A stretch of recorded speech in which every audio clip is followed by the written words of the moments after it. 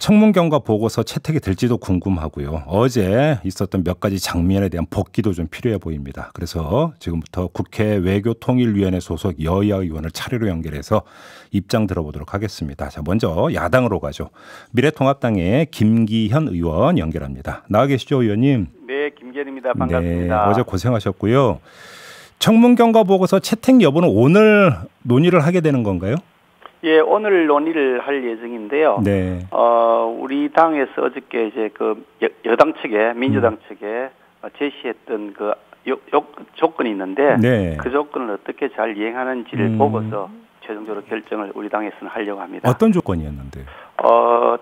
이 후보자의 아드님에 관한 것인데요. 네. 아드님이 그 이제 척추에 질병이 있다 그래서 예. 병역 면제를 받았는데 네. 그 부분이 사실 제대로 된 것인지 여부에서 매우 불투명합니다. 왜냐하면 그 척추 질환으로 인해서 이 병역 면제를 받았다고 하는 바로 한 달 전쯤에도 수십 킬로그램 되는 물건을 들고 가는 모습이 영상으로 지금 나타나 있고, 또 신금 받은 직후에도 레이싱 카트를 능숙하게 허리를 움직이면서 운전하고 오토바이도 타고 가고 맥주 박스도 들고 가고 또 디제잉 활동을 계속 지금 하고 있는 게 네. SNS에서 확인이 되거든요. 네. 이런 상태라 그러면 군대를 못 갈 정도의 척추 이상이 있었다는 것을 우리가 상식적으로 이해하기 어렵다라는 문제를 제기했는데, 그것을 확실하게 검증하기 위해서 CT 촬영 자료와 그 당시에 그 허리 때문에 받았던 진료 기록들, 네. 허리 때문에 투약했던 그런 자료들이 병무청에 제출되었다고 합니다. 그걸 기초로 해서 판단을 했다고 하는 것인데, 네, 그 자료를 제출해야 된다. 예. 그 자료를 내놓고 최종적으로 이게 적합한 것이 여부를 판정해야 되는데 아직까지 안 내놓고 있으니 오늘 오전까지 내놔라. 그것에 대한 검증 결과를 보고서 우리 의사를 결정하겠다, 이렇게 통보해 놓은 것을 어제 알고 청문회에서 있습니다. 보니까 이인영 후보자 같은 경우는 병무청에 남아있는 그 자료는 제출할 수 있다는 취지로 답변하는 것 같던데 아니었습니까? 병무청에 있는 자료에 CT 자료만 제출하겠다는 것인데요. 네. 잘 아시다시피 CT 자료만 가지고 판단이 되는 것이 아니고 이게 강직성 척추염이라고 하는 것인데 그중에서 중증도 이상이 돼야만 면제 사유입니다. 경증도는 안 되는 거죠. 그런데 예. 중증도 이상인지 여부를 판정하는데 CT만 보고서 금방 판정되는 게 아니고요.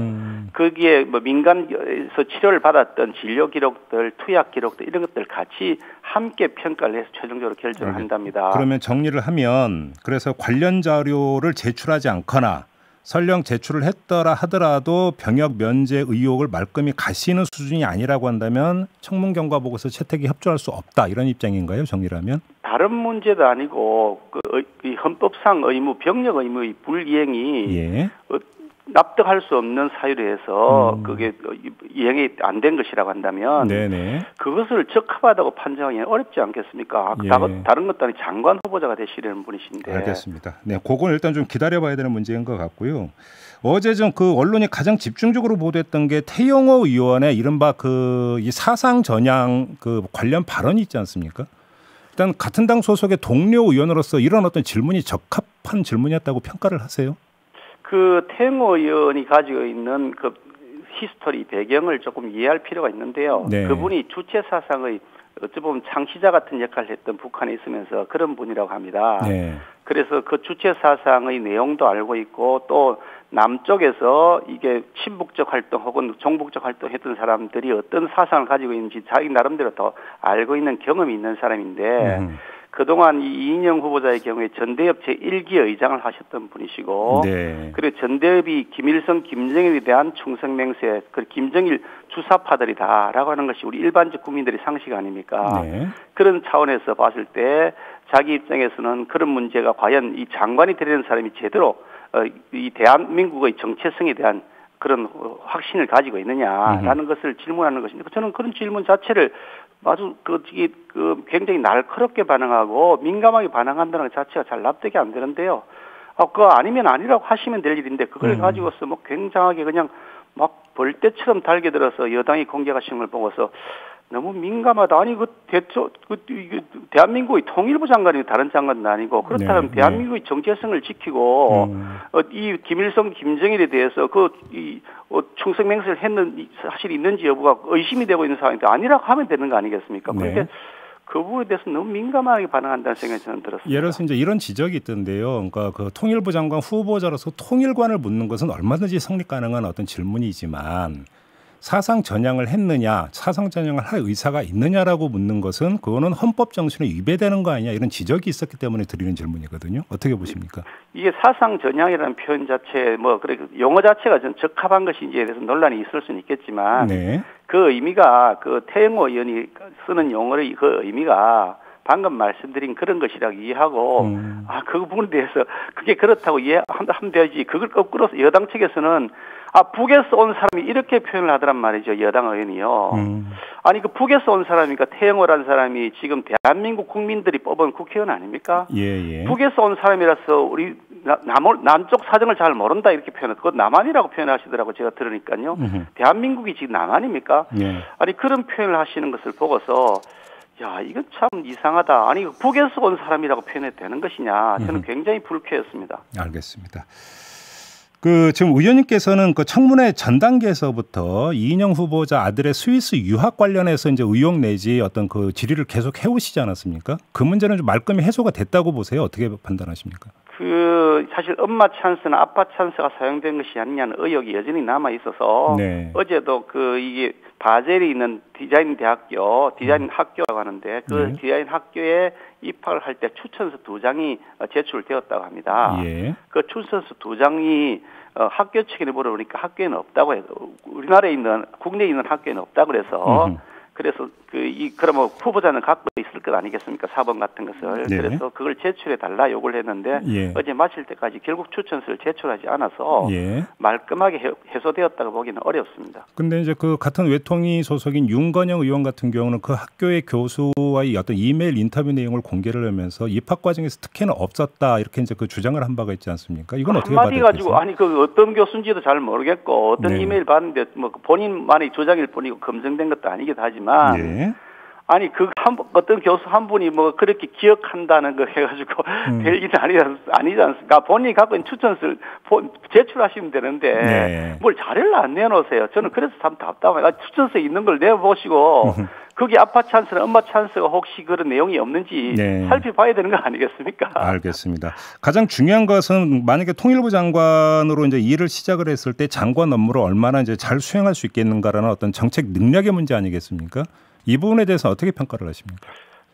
이게 사실 통일부 장관 후보자 한 자리만 놓고 본다면 이제 장관이 적임자의 음질을 통일부 장관 하나 자리만 놓고만 보면 되는데 이번에 문재인 정부가 했던 이 트리오 교체 그러니까 국가안보실장과 또 국정원장, 통일부 장관 이 세 사람을 한꺼번에 교체한 인사를 했는데 이 세 분을 함께 묶어서 패키지로 볼 수밖에 없다 그렇게 생각을 하죠. 왜냐하면 다 이게 대북 문제의 직접적 창구들이 되어 있으니까요. 그런데 이 세 분이 다 한결같이 과도하게 친북적 성향이 높은 것 아니냐. 친북적 성향?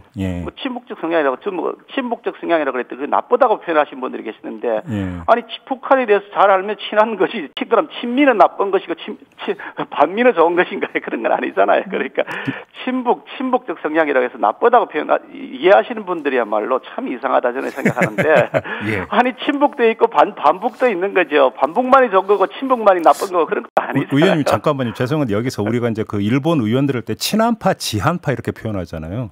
그러면 친북 말고 지북이라는 표현은 어떨까요? 글쎄요, 지북이라 해도 좋은데요. 아니, 영어에 너무 민감하다는 것 자체에 저는, 그거를 왜 그렇게 민감하게 반응한지 모르겠습니다. 지북도 좋습니다. 아니, 그렇게 지북 정도 수준이 아니고, 사실은 5천억 원, 우리 돈으로 4억 5천만 달러니까 약 5천억이나 되는, 대북 송금까지 한 그것도 있잖아요. 대북 송금 문제 말씀하시는 건가요? 그러니까 사실 지북이라고 표현을 할 수만 있는지에 대해서 좀 의문이 있습니다만 어떻거나 영어에 갖고 너무 민감하지 않고요. 이런 분들이 그러니까 과도하게 많이 편중되어서 과연 이 대북 문제, 북핵 문제를 해결할 수 있겠느냐 이게 전체 패키지로 봐야 된다는 그런 고민이 있는 거죠. 알겠습니다. 특히 이제 이인영 후보자의 경우에는 아까 말씀드린 그 병역 문제가 굉장히 중요한 현안이고 우리 국민들이 결정적 관심사입니다. 이 정권에서 이낙연 국무총리 그리고 유원회 교육부 장관 그리고 문재인 뭐 특보 이런 분들 다 아드님들이 그걸 받았는데 병역 면제를 받았는데 네. 또 법무장관마저도 지금 황제 복문이 아니고 시비가 걸려 있지 않습니까? 이런 네. 마당에 군 복무 문제가 예. 깨끗하게 해결이 되지 않고서 장관을 하시겠다는 거는 그건 좀 국민적 정서에 반하지 않을까 저는 그런 생각을 합니다. 그냥 깔끔하게 내시고 아니 뭐 다른 걸 내라는 것도 아니고 네. 허리에 관련돼서 그것이 맞는지 아닌지 자료를 내시면 어저께 제가 제안하기를 그랬습니다. 정의 개인정보에 대한 의심이 드신다면 제가 직접 받지 않겠습니다. 위원장에게 상위원장도 여당 소속이지 않습니까? 상위원장에 봉합한 상태로 내시고 네. 여야 간사와 위원장이 다 함께 한 자리에서 그걸 전문기관에다가 바로 전달하자 봉합 상태로 네. 최종 결과만 예스인지 노지 통보만 받자. 그렇게 제가 제안을 했단 말이죠. 아니, 그런데 무슨 개인정보가 유출이 됩니까? 알겠습니다. 근데 그런데도 안 내시니 제가 참 답답한 노릇이죠. 이제 마무리를 해야 될 것 같은데 의원님께서 이제 그 처음이자 마지막으로 그러니까 제기했던 문제는 똑같은 아들의 어떤 그 병역 면제 사유에 대한 어떤 검증이 필요하다. 그러니까 결국은 핵심 문제는 이것이다 이렇게 정리하면 되는 거죠, 의원님? 뭐 핵심 문제라고 표현할 수는 없는데 여러 가지 많은 그 이슈들이 있지만 어차피 네. 대통령께서 임명권을 갖고 있는데 네. 국회가 야당이 할 수 있는 역할의 범위 내에서 본다면 다른 것들에 대한 것은 우리가 의견이 다르다 하더라도 의견이 다르다고 표현해 줄 수는 있지만 병역 문제는 의견이 다르다는 문제가 아니건 안 된다는 문제 아니겠습니까? 알겠습니다. 네, 그 점 확인하면서 그러니까 말씀 여기까지 듣도록 하죠. 고맙습니다, 의원님. 네, 감사합니다. 네, 지금까지 미래통합당의 김기현 의원이었고요. 이번에는 여당